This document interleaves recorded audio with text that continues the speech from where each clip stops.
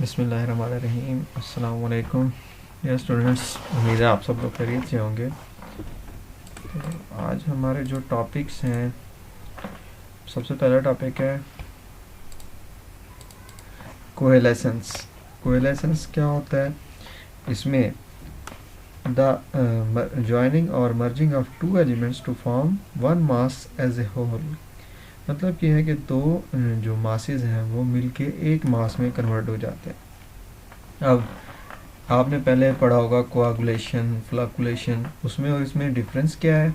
अब डिफरेंस ये है कि जो कोआगुलेशन होता है उसमें दो पार्टिकल्स आपस में अटैच हो जाते हैं। ठीक है, इस तरह ये डायग्राम देख लें आप इमल्शंस की ना।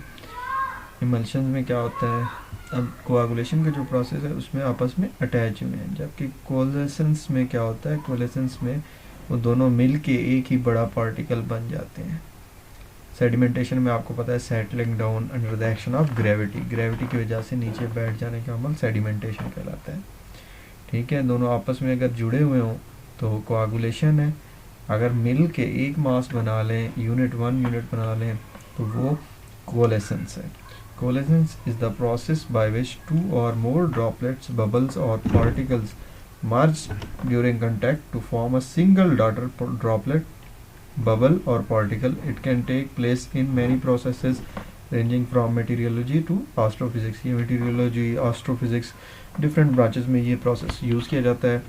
दो या दो से ज़्यादा पार्टिकल्स को मिलके एक बड़ा पार्टिकल्स बना देना।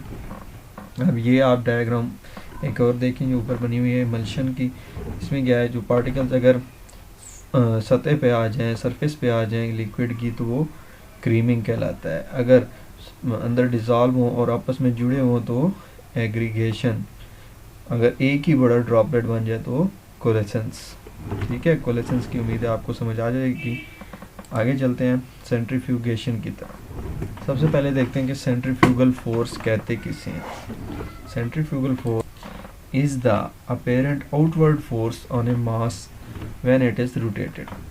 वो फोर्स जो कि आउटवर्ड लगती है जब एक मास को रोटेट किया जाए उसे सेंट्रीफ्यूगल फोर्स कहते हैं। अब ये डायग्राम आप लोग देखें, अगर एक आदमी एक बॉल को घुमाता है एक ऑर्बिट में, तो वो जो फोर्स बाहर की तरफ बॉल को धकेलेगी, बाहर की तरफ जाने की कोशिश करेगी, वो कहलाएगी सेंट्रीफ्यूगल फोर्स। जो अंदर की तरफ ये रस्सी फोर्स लगा रही है वो है सेंट्रीपिटल फोर्स। ठीक है, सेंट्रीफ्यूगल फोर्स जो बाहर की तरफ फोर्स लगा है। अब ये फोर्स बड़ी इंपॉर्टेंट होती है केमिकल इंजीनियरिंग में, केमिकल की फील्ड में। सेंट्रीफ्यूगेशन का प्रोसेस बेसिकली यूज़ किया जाता है ब्लड में, red blood cells, white blood cells और प्लाज्मा को अलग-अलग करने के लिए।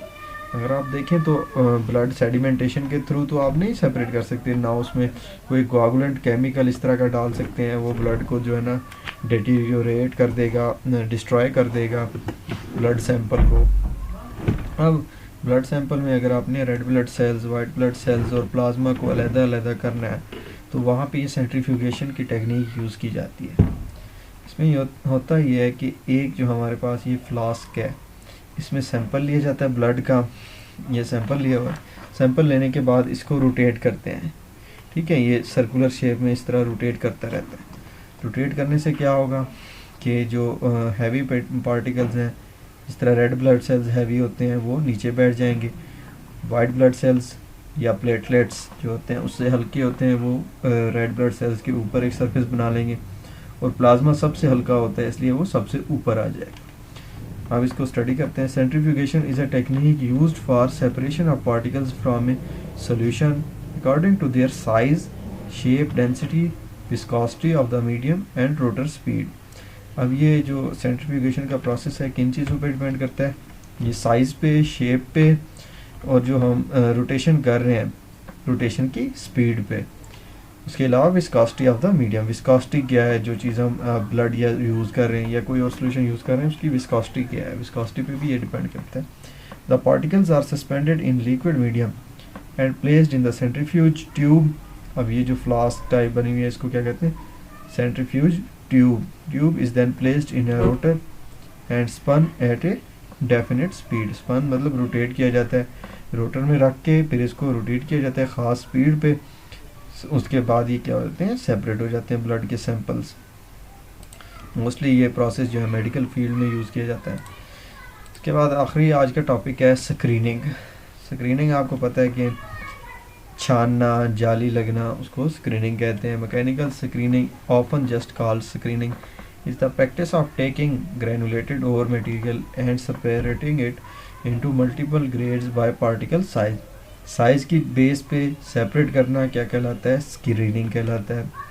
The particle occurs in a variety of industries such as mining and mineral processing, agricultural, pharmaceutical, foods, plastics, recycling, ठीक है, इन फील्ड्स में यूज़ किया जाता है। अब होता क्या है कि कोई और है, कहीं पहाड़ से निकल रही है कुछ चीज़ें, ओर्स निकल रही हैं, पत्थर निकल रहे हैं, उनको हमने साइज़ की बेस पे अगर सेपरेट करना है तो वो स्क्रीनिंग के ज़रिए होगा। अब ये बेल्ट होती है, ठीक है, जो ऊपर से नीचे तक लगी होती है, इसके ऊपर से पत्थर या और जो भी है वो चीज़ इसके ऊपर डाली जाती है। नीचे जालियाँ लगी होती हैं, जाली की मदद से जो स्मॉल पार्टिकल्स हैं वो पास करके नीचे आ जाते हैं, और जो हैवी पार्टिकल्स होते हैं वो इसके ऊपर से गुजर के अलग सेपरेट हो जाते हैं। Height of under size particle नीचे आ जाते हैं जो छोटे स्मॉल साइज के होते हैं, और जो हैवी पार्टिकल्स होते हैं वो आगे पास आउट कर जाते हैं, निकल जाते हैं। ये स्क्रीनिंग का प्रोसेस है। ठीक है जी, आज के लिए इतना ही। Thank you for watching. अल्लाह हाफिज़।